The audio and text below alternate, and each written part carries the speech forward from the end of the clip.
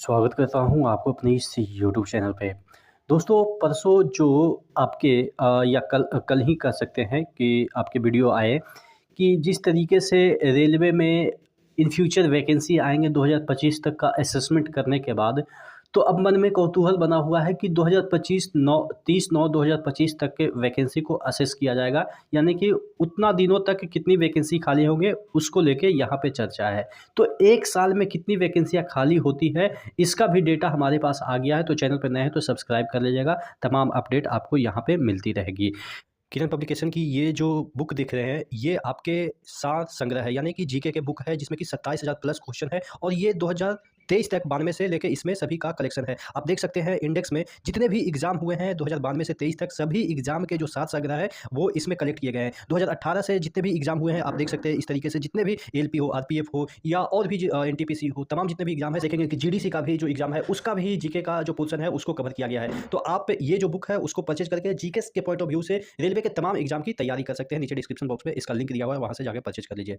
तो देखिए सबसे पहले हम बात कर लेते हैं कि एक पेपर में आर्टिकल भी छपी हुई है जिसके लेकर कि ये वाला जो आपका नोटिस आया उसको लेकर एक आर्टिकल भी छपी हुई है कि कितने कहाँ पे कब वैकेंसी आएगी। और उसके बाद जो मैं आपको ये डेटा दिखा रहा हूँ कि कौन से साल में कितना खाली हर एक जोन में हो रहा है। तो यानी कि 2025 30/9/2025 तक कितने सीटें खाली होगी उस पर भी हम चर्चा करने वाले हैं। पहले ये वाला देख लेते हैं कि क्या इसमें दे रखा है। रेलवे में रिक्त पदों पे भर्ती की कवायद, विभिन्न संवर्गों के खाली पदों का ब्यौरा मांगा और यहाँ पे जिम्मेदारी भी बटी। यानी जिम्मेदारी बटी का मतलब कौन सा बोर्ड क्या कंडक्ट कराएगा, कौन सा एग्जाम कंडक्ट कराएगा। नोडल जो बोर्ड है उसकी बात की जा रही है। नोडल बोर्ड का मतलब ये हुआ कि वो से उस चीज़ से लेके, यानी कि अगर एनटीपीसी ग्रेजुएट की भर्ती आती है तो इससे रिलेटेड कौन सा बोर्ड है वो जितने भी काम है वो काम करेगा।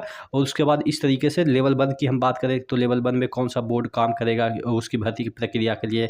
अब इसका अधिसूचना यानी कि नोटिफिकेशन कब जारी होगा, जुलाई से अगस्त में ग्रेजुएट लेवल का होगा, फिर अंडर ग्रेजुएट का अगस्त से सितंबर में होगा। देखिए पिछली बार जब आया था ग्रेजुएट और नॉन ग्रेजुएट दोनों कंबाइंड आए थे, लेकिन इस बार अलग अलग आने की संभावनाएं हैं। और जूनियर इंजीनियर के सितंबर से अक्टूबर में आएगा। यानी कि ये आप कह सकते हैं कि गर्मी के बाद आपके पूरा जो है वो सिनेरियो चेंज होने वाला है। एकदम से बाढ़ आएगी, वैकेंसी की बाढ़ ऐसी आएगी कि सिर्फ नोटिफिकेशन की बाढ़ आएगी। पता नहीं सीटें की बाढ़ कब आएगी वो तो आप भी जानते हैं, लेकिन हाँ नोटिफिकेशन की बाढ़ आएगी। पैरा मेडिकल कैटेगरी की सितंबर से अक्टूबर में ये दे रखा है लेवल। 1 मिनट, क्या हो गया, 1 मिनट मुझे टाइम दीजिएगा। हाँ, पैरामेडिकल की हम बात कर रहे थे कि पैरामेडिकल में कब आएगी। तो पैरामेडिकल की जो है वो सितंबर से अक्टूबर है। फिर लेवल 1 में अक्टूबर से नवंबर है। मिनिस्ट्रियल आइसोलेटेड में दिसंबर के अराउंड में नोटिफिकेशन होगा, ये इसमें कहा गया है।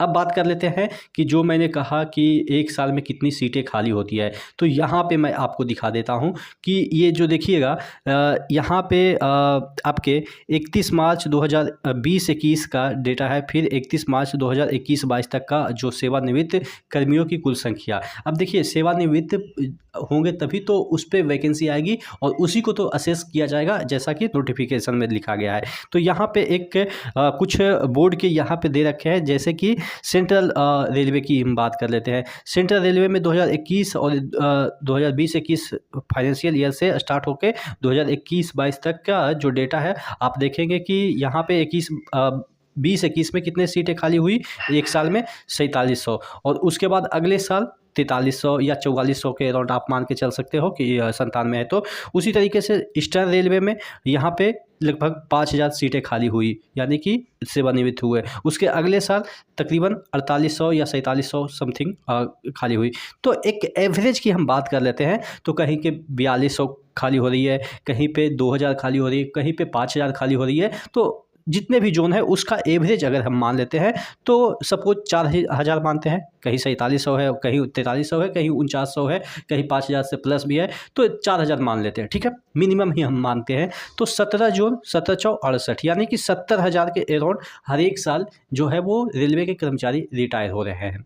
अब 70,000 रेलवे के कर्मचारी रिटायर हो रहे हैं, 1 साल की हम बात कर रहे हैं, लेकिन यहाँ पे असेसमेंट कब तक करना है, 30/9/2025 तक।